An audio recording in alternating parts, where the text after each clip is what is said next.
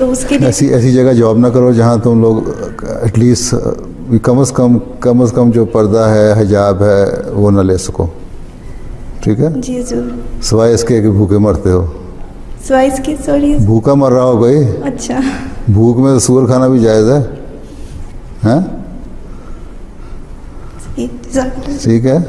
तो अदरवाइज़ यहाँ तो इतनी ज़्यादा सख्ती नहीं है। यूरोप में बाज़ मुल्कों में तो बहुत ज़्यादा सख्ती है, हैं?